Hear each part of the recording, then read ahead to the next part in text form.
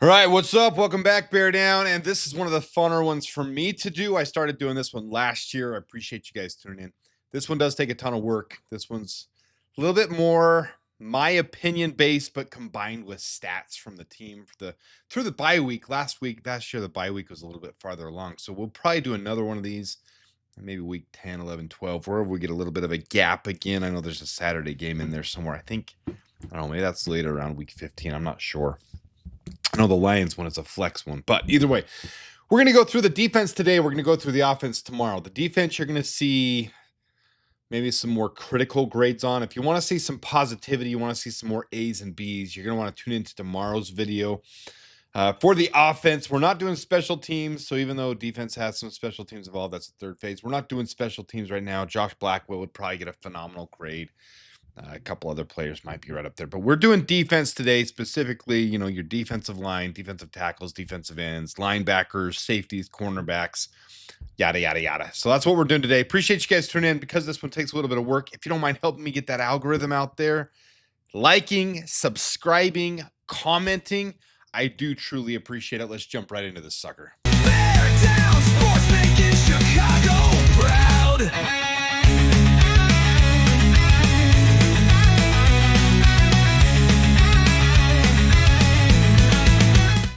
All right, for this one, we're going to go through all of the players, but let's get the Bear Down pointer over here.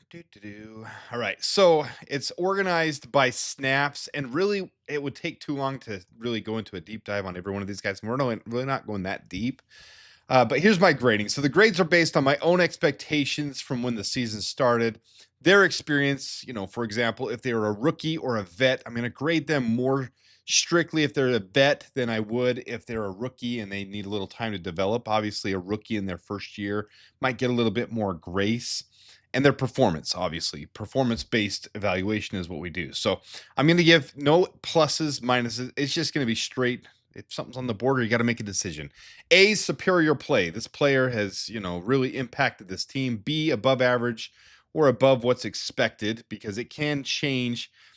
All things will not be equal, and I'll get into that. C, average. D, below average or less than expected. And F, I'm done. Ready to move on from this player. I want them off the team. I want them off the Bears. I'm done with them. And incomplete. Incomplete just means that they're incomplete. There's not enough of a sample size, not enough to understand. So take me off screen here, and some of those incompletes would obviously be, Austin Booker here, Ruben Hippolyte, Terrell Smith, Jalen Johnson, Kyler Gordon. All of them have been injured for most of the year. Jalen Johnson has a small sample size, so we can, look at a little bit of his, and it was actually really good for the time that he was playing.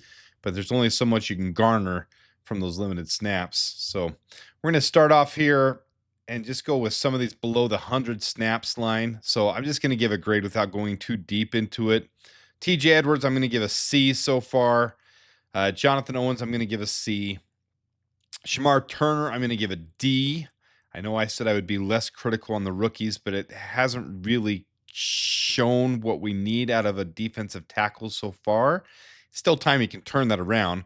Chris Williams, I've given an F2. I am very unimpressed with Chris Williams. I think we should cut him and save the salary cap. Dominique Robinson actually had very low expectations coming into this year, and he's exceeded those expectations. He's actually done fairly well for a fill-in rotational, defensive end 3/defensive end 4. And Tanoh Passanon has done very well as well. I'm going to give him a C, but we're not going to go too deep into these guys. Those are just going to be my grades, and it is what it is. These guys up above here, that's what we're going to focus on today. And these guys here, they're going to get incompletes because there's just not a sample size for them. They've been injured. They've been out. They haven't played enough snaps or reps. So we're not going to go too deep into any of these guys.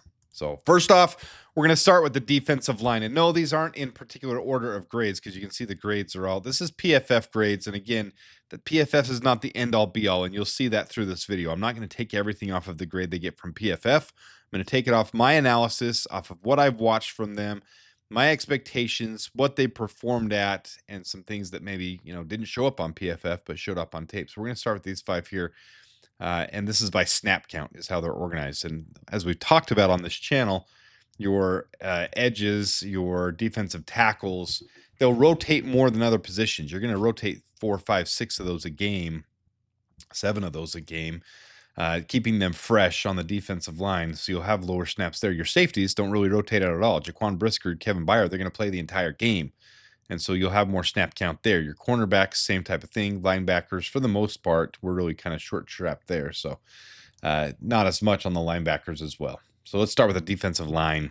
And we'll just roll from left to right here. You see the ones that I already graded briefly. You got Dominique Robinson, Shamar Turner, Chris Williams, and Austin Booker. The ones that played more snaps, we're going to get into here individually one by one. So Montez Sweat, Grady Jarrett, Jervon Dexter, Dio Odangbo, and Andrew Billings.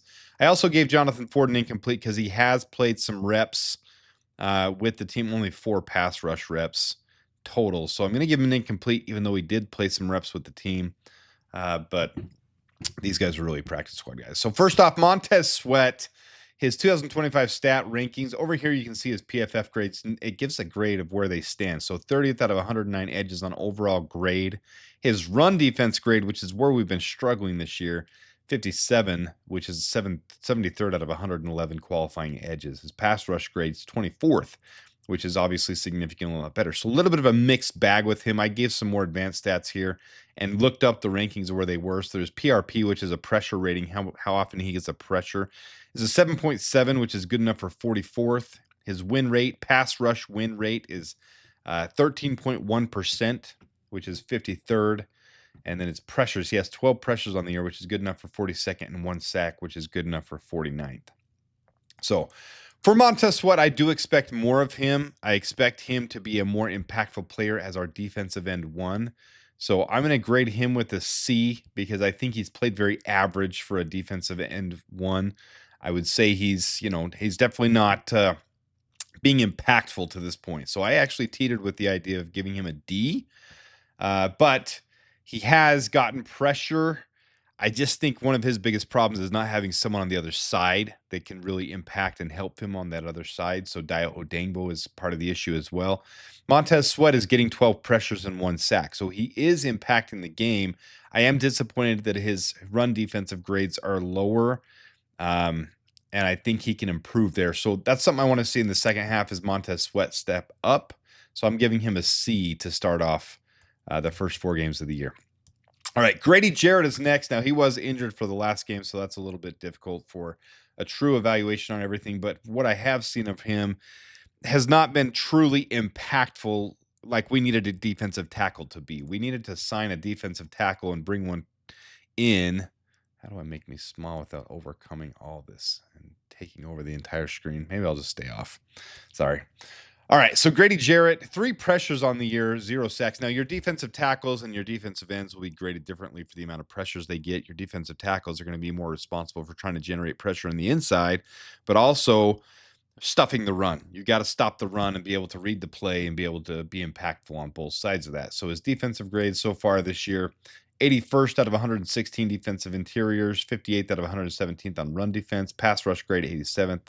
Coverage grade doesn't really matter. They just give him a grade if they've ever had any kind of coverage that they've had to do it all. His PRP 2.2, which is 104th, which is terrible. Win rate 4.3%, which is 102nd. Only 3 pressures, 93rd, and no sacks on the year. So not really showing up. I think this is one of those situations where PFF doesn't give true value for his run defense grade because his average depth of tackle is better than Bears have historically been over the last couple of years. So when he is in the game, you can see a difference in the run game. He can sniff out where the play's going better than some other interiors. But those pressure grades, Father Time is probably catching up with him. So I am actually going to give him a D grade because I'm not satisfied with us taking the one defensive interior that we really needed to sign and get an elite player to come in and help this defensive line is not doing that. We're not having the impact from Grady Jarrett that you'd want to have from someone that you focused on as fixing the defensive interior. So I'm going to put him at a D grade. All right, next up, Andrew Billings. We're going to drop down here so we can do Big Bill and finish this bottom line here. Daniel Hardy's primarily been special teams, so we're not going to do Daniel Hardy either. But Andrew Billings, I came in with low expectations. Many of you know I called him a fringe backup player who's not really impactful because he's slow and clunky and he's not really, last year he didn't impact the run game as much as he should. And obviously there was an injury as well. So that was, tough. But Andrew Billings so far this year has exceeded what I think his expectations were. He's done better than I think he should have as a fringe player. Now it's still not up to snuff because our entire defensive line is not doing well so far. You can see 70th out of 116 defensive interiors. But remember, I'm grading him as a backup. I'm not as a starter. On run defense, 43rd out of 117. This run defensive grade is 62.8. And a pass rush grade of 57.9. His PRP is only 1.4, which is near the bottom of the league. His pressure is only 1, which is near the bottom of the league. And his win percentage is only 5.6%, which is 91st. No sacks on the year. But again, with him, same thing, average depth of tackle. He's helping to stop the run when he's in. As a collective unit, though, we're not really stopping the run. So I've got to give him a C just because I'm grading him as a backup. If I was grading him as a starter, he would get a D as well. But Andrew Billings has not been an impactful, dominant player so far this year. And if we're going to see any kind of change for this team in the second half, the run defense is the major factor here. Chris Williams has been terrible. Grady Jarrett has not been good. Andrew Billings has not been good. Gervon Dexter is the only one that's had a little bit of success. In fact, he's really been impactful so far. So I'm going to give Andrew Billings a C grade. And then we'll get right into Gervon Dexter. I'm going to show you what I'm talking about here. 4 tackles with an average tackle behind the line of scrimmage. So I think his average tackle is negative 0.5, which is, for those 4 tackles, a total of negative 2 yards between those 4 tackles, which is good. But he's also had 2 missed tackles on the year. So 6 tackles totaled, 4 misses, 2 misses, which is not great. If he didn't have those 2 missed tackles, we're short sample size here. His run defensive grade would be from a 44, probably up in the 60s and 70s. So this is where I say PFF is not the end all be all. Yeah, those 2 missed tackles are bad, and they've gone for huge explosive plays by the other teams. So that's not good. But his pass rush grade, he's one of the best in the entire league so far. He stakes out on paper there. 9 total pressures, 1 sack, 6 hurries. His PRP is a 6.8, which is good enough for 16th among interiors. Remember, your defensive interiors and defensive ends are graded differently in these things. You want your defensive ends to get more of those pressures and more run defense against your interiors. But 1 sack, 9 pressures, all of these are among the best in the league. So he's definitely grading out as one of the best defensive tackles in the league so far. So I think Gervon Dexter is doing very well, but it's one of those things where he's increased in his run defense. His pressures come up. PFF isn't giving him an according grade to how I view him on tape, but I also see where it's not completely consistent with Gervon Dexter. So I can't give him an A grade, but I am going to give him a B, and I think it's a borderline C, but I think he's trending the right direction. But coming out of the bye, he's going to be one of the most impactful players we need. We need to see that pressure rate continue to climb and become one of the best in the league, while not missing the couple tackles that he missed. Because if he can impact the game by getting those tackles that he is getting behind the line of scrimmage and not missing the 2 tackles that he did have, he would be one of the best defensive interiors in the entire league. Like, hands down, Gervon Dexter has the potential to do that. Will he take that next step is the big question. All right, and last on the defensive line, Dayo Odeyingbo. And this is probably the most frustrating one for me because along with the defensive tackle, most fans wanted to see an impactful defensive end in the draft. We thought that was going to happen in the first round or one of the 2 second-round picks we had. And then when we traded out of the one, we had traded up from the 3rd, we ended up having a 1st and 3 seconds, and we still didn't pick a defensive end. Instead, we signed Dayo Odeyingbo. Now, we always planned on Austin Booker being that developmental defensive end. So this is really like having a rookie that had a redshirt year. I know he didn't have a redshirt year, but like having that. And then this is the year he needs to produce. Well, he's been injured for the first 4 games, so it's been kind of frustrating for Bears fans, myself included. But Dominic Robinson has done very well as a backup. Again, I'm grading him as a backup too. Dayo Odeyingbo, though, his PRP rate for a defensive end is terrible. One of the worst in the league, only 4. So he's not getting the pressures, only 6 pressures, which is 81st, and 1 sack, which is 49th in the league. But his run defense grade to go along with it is not good. His average depth of tackle is way down there, 4 or 5. I don't remember exactly where it was. I got to look it up. All right, I stand corrected. I've looked it up actually at 2. So maybe I'm being too critical on Dayo Odeyingbo. That just shows I'm inhuman too, but I already put my grade here. His win rate's down. His PRP is not there. We just don't have the impactful guy that we need on the other side. So I am going to grade him as a D. I'm going to grade Dio Odingbo as a D. He's just not the impactful player we need. So there's as we continue to go along, there's your defensive lineman. D for Dio Dangbo, C for Montez Sweat, B for Jervon Dexter, D for Grady Jarrett, and C for Andrew Billings. And again, these are in a bubble, each one individually in a bubble, because I'm not saying Tano Passan is better than Dio Dangbo. I'm not saying Dominic Robinson is better. I'm saying for what I expected from them. Remember, my expectations, their experience, were they going to be a starter? Were they going to be a backup? What I expected from them, this is my grading of them so far on the role that they're filling within this team. So let's do linebackers next. And obviously we got, I actually revealed that. So I got Carl Jones Jr., DeMarco Jackson, Ruben Hippolyte, Eamon Ogbongbemiga, all with incomplete grades. No, not enough on them to be able to give them anything. TJ Edwards a C before he went down. Run defense is always good with TJ Edwards. His coverage grade was not the best, but very, very, very limited sample size before he got injured and was out. But that really leaves Tremaine Edmonds and Noah Sewell. And Noah Sewell really filling in this year and stepping up. Tremaine Edmonds on his tackle 17th, which is good enough for 8th in the league. Stop percentage 24th, 9.1% stop rate. But his receiving percentage against him, you can see over here, the coverage grade for Tremaine Edmonds, 17 receptions on 19 targets. So not really good, but 2 interceptions, which is really good. So that should push him up into the B range. I just think he's not quite getting in coverage where he should be. And then his run defense is a really good grade here, but I'm not seeing that on tape as much as it should be. He's a little late to holes, in my opinion. So they've got him ranked as 24th overall linebacker, 30th in run defense. They don't have the overall pass, but his coverage grade's 30th.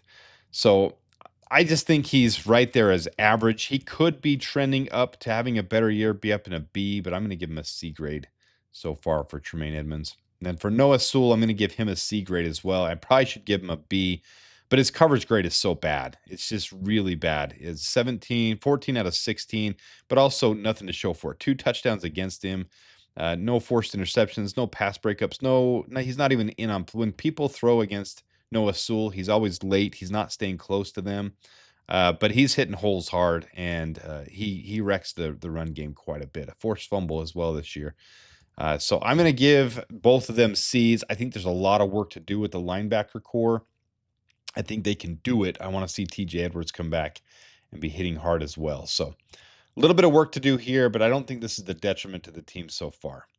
Next up, we'll do the defensive backs, which is going to be our last section of the team. I gave both of them C's over there. And guys, in the comments, I want you to tell me what I got right, what I got wrong, how you view these guys. As for what you thought they should do, how they should perform for the team, and where they stand on the team, it's not how they are compared to each other, but how you expect it of them and what we should expect from them. All right, first up on the defensive backs, I'm going to go with Nick McLeod. So, well, I should go back first. Kyler Gordon, incomplete. Josh Blackwell, incomplete. Jalen Jones, incomplete. Elijah Hicks, incomplete. They just haven't had enough snaps. There's not enough snaps between any of these guys. Jonathan Owens, so far, very limited snaps. I'm going to give him a C grade. Very limited snaps for him so far. And, only 6 pass rush opportunities and not much there. So Jalen Johnson obviously out for probably most of the year, maybe mid-December return, which could give us a couple games in the playoffs. We'll see. If you didn't see the interview with him, he's not going to rush it. He's going to take a week by week and just see. But there's possibility that he could be coming back. Terrell Smith out for the year for sure. Zoff Frazier NFI'd for the year, personal issues, and we'll see if he returns. But 93rd out of 106 defensive grade for Nick McLeod, who has been filling in for Kyler Gordon at slot. Pass rush grade 24th out of 29, which is what Kyler Gordon was really a specialist at. So he's one of the worst at getting pressure on the quarterback when he blitzes. You can see right here is pass rush, Nick McLeod, and your nickel should be way, way better than your safeties. He's 51.8 grade. No pressures through 6 pass rush. He's just not the same as Kyler Gordon. Coverage grade, not good as well, which, your your nickel's not going to be as good as your outside corners, and then his run defensive grade is terrible. He can't tackle. You can see down here is tackling. Nick McLeod, 2 missed tackles, 3 total tackles, 1 assist. So 33% missed tackle rate, which is not good.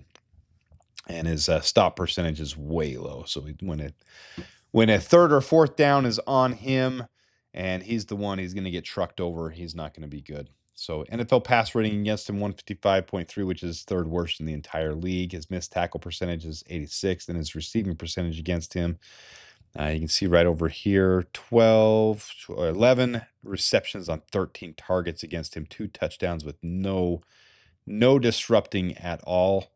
I'm going to give Nick McLeod an F. I'm not impressed with Nick McLeod. I really don't know why we're not playing Josh Blackwell more at nickel. I think Josh Blackwell did a really good job last year filling in, and I don't understand this one. If there's a connection with Nick McLeod and the coaching staff or what the reasoning was, there were a couple signs in the preseason he might be okay. But Josh Blackwell had evidence, like on paper, on film evidence of how well he did last year. And he's a hard hitter, so I don't understand why Josh Blackwell's not getting more reps. He's got to be better than third worst in the entire league in coverage for cornerbacks. But that's for this coaching staff to answer and understand, because not it from Nick McLeod, in my opinion. I want him off the team. I don't like him.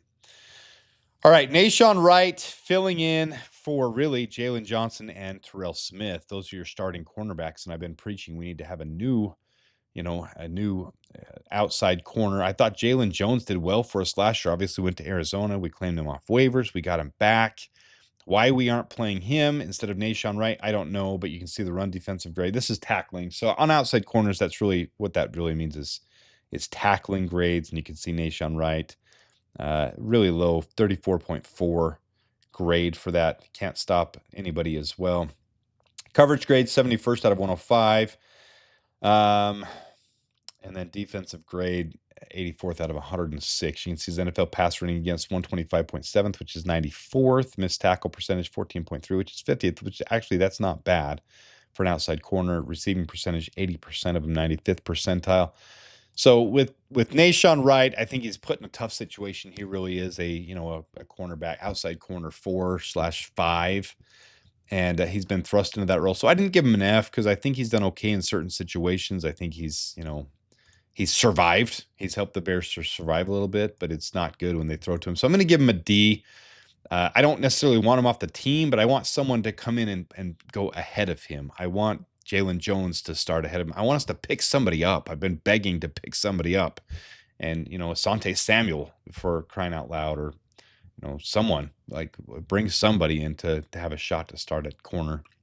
But we aren't doing it yet, so I'm going to give him a D grade.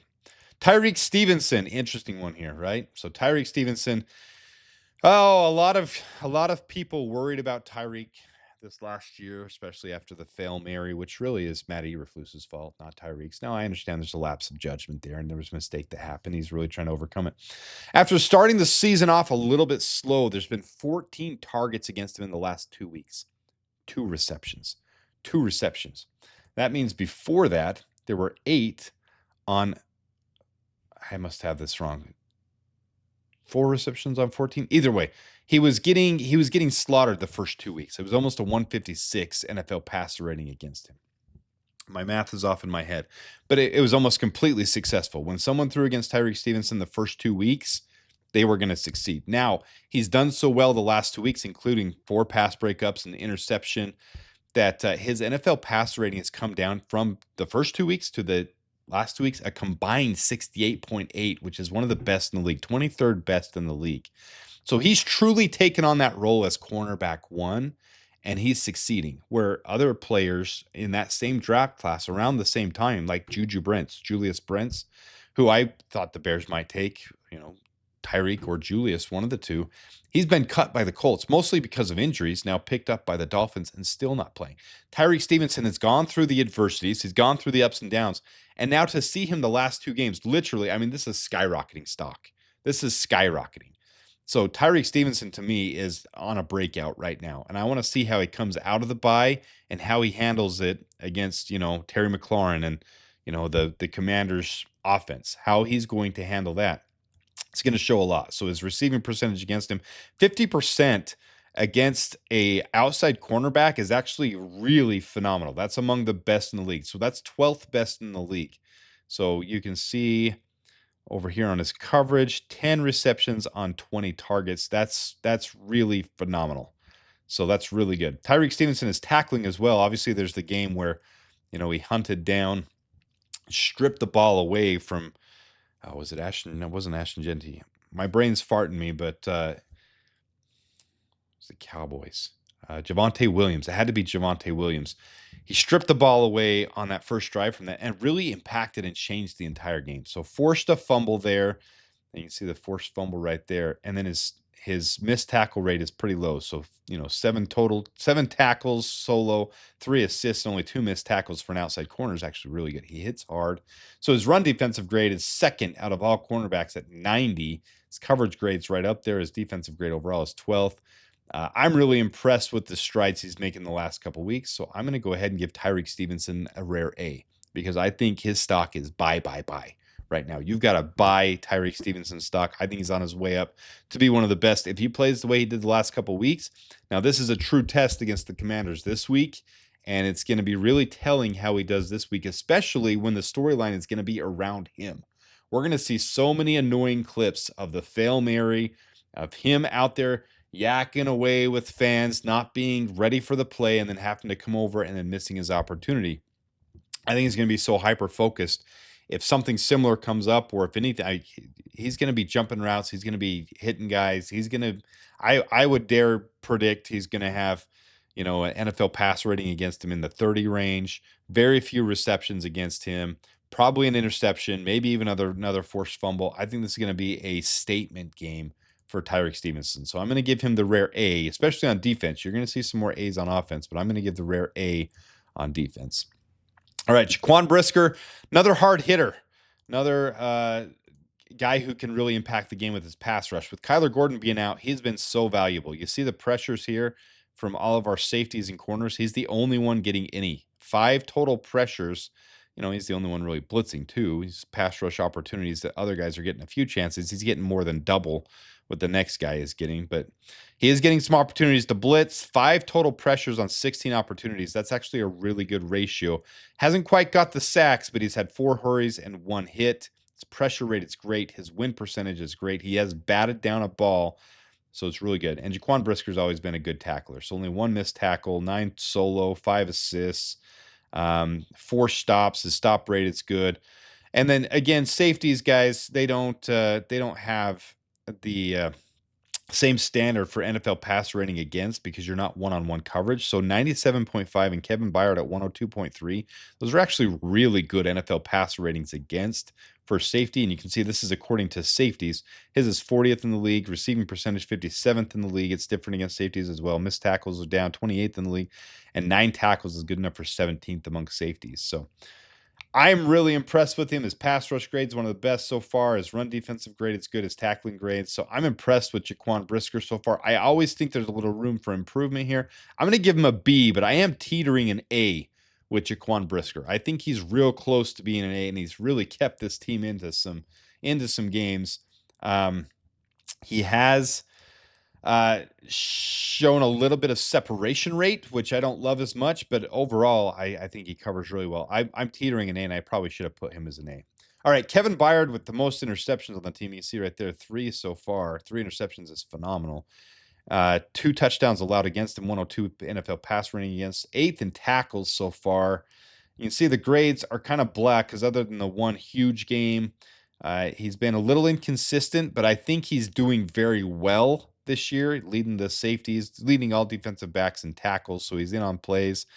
But right there, 9 receptions on 11 targets. It's a little different for safeties again because they're not the ones that are, in main coverage for it. But overall, how can you deny that Kevin Byard is doing great when he's, had the vision he has on tape? When you watch the game and you watch him, watching Geno Smith's eyes, watching the play develop, and he's jumping the route and getting those interceptions, that's impactful. It's game changing. So Kevin Byard been a very important part of this team so far this year. I'm going to give him a B. I also borderline A on him. I just want to see a little bit cleaned up in consistency more than anything. So I'm going to give Kevin Byard a B on this one. But again, very close to an A. So those are all your grades there. And you can see the secondary's a little bit stronger than the defensive line, and the linebackers both C's, so they're kind of average. But that's what this defensive is. So the grades kind of match what you're seeing so far. The secondary has kept us into it. Tyreek Stevenson, Jaquan Brisker, and Kevin Byard. They've kept us in games, whether among forced fumbles or interceptions, taking the ball away, changing the game that way. But they've also had some inconsistencies with certain players. But Kevin Gordon, or I'm sorry, Kyler Gordon coming back, Spider-Man coming back is going to be huge for this team. So here's your overall grades for the entire team here on the left. And again, this is not compared to each other. This is how I viewed each of them compared to them and how I feel about them. Nick McLeod and Chris Williams are the only ones that I'm giving F grades to, and I want off the team. So if you're a D, that means, obviously you need to step up and impact the post buy better than you were before the buy. If you're an A, keep up what you're doing. If you're a B, there's a little room to, you're not quite superior, you're not quite elite in the league, but you're borderline right there. And then these C guys need to play a little bit better. I expected more out of them. Andrew Billings, Montez Sweat, Noah Sewell, Tremaine Edmonds. Expect a little bit more. But the exciting thing for the second half of the season as we come into it is two impactful players. You've got a F grade right here with Nick McLeod, and you got Kyler Gordon coming back. So I put that he's coming back right there. And then you got Austin Booker coming back with Dayo Odengbo. Maybe he can assist in that a little bit more, and maybe he can help with Montez Sweat too, because like I said, the other side is one of the main reasons that I feel a little bit frustrated, is because I don't think Montez Sweat is playing terrible, but Dayo Odengbo is not a complementary piece for Montez Sweat. Montez Sweat is not a true defensive one in my opinion. He's not a Max Crosby. He's not a Trey Hendrickson. He's not a Micah Parsons. He's not a Myles Garrett. He's not that guy that's going to impact. He needs someone else to help complement him, for him to have the padded stats, for him to be able to get his sacks, for him to get home.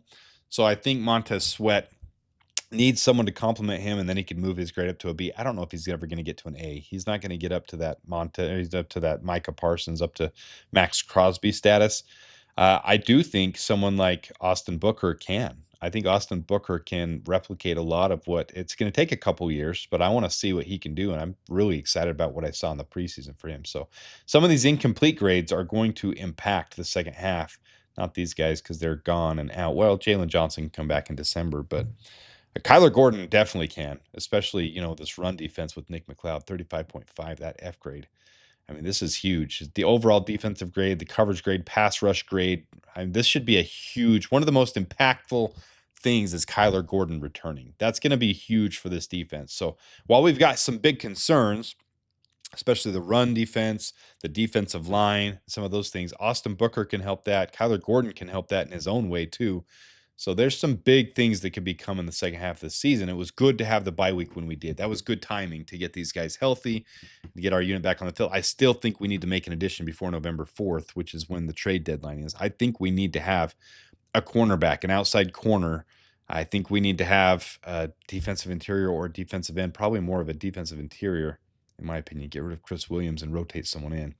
Defensive end too. Man, we need pressure. We need Austin Booker can fill that role though. So, but anyways, those are my grades for the defense leading up to the bye, and now post bye. We'll do another one of these, probably 2/3 of the way through the season, then one at the end of the season.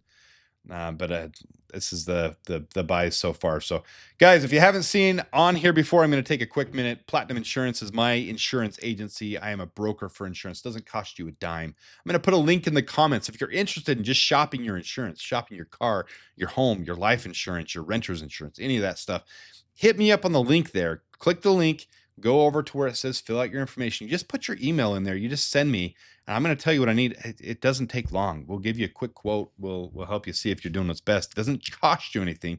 It doesn't cost you anything to quote that, to check out if your rates are the best with who you're at now. I'm going to shop you through 6-7 companies. I'm in Illinois, Arizona, Nevada, and Utah. So if you live in any of those states, hit me up, and I want to help you out with your insurance. All right, guys, let me know what you think in the comments about the grades, about how I did with the grades, who you agree with, who you disagree with. I want to hear it. I want to interact with you guys. I do appreciate you guys tuning in. We're almost to Commanders Week. I'll have the offensive grades tomorrow. Then we're going to start getting into preview for the game against the Commanders, which is Monday Night Football. That's criminal to make us wait on a bye week all the way through these other games through Thursday and Sunday, and now we have to wait again for Monday Night Football. The league is out to get us, but we're almost there. Appreciate you guys tuning in. I'll have all that stuff coming up. The previews, we'll have the injury reports, we'll have all that coming up. So subscribe, hit that little subscribe button, keep informed, like this, share with your friends, comment. Until next time, the Bears, bear down.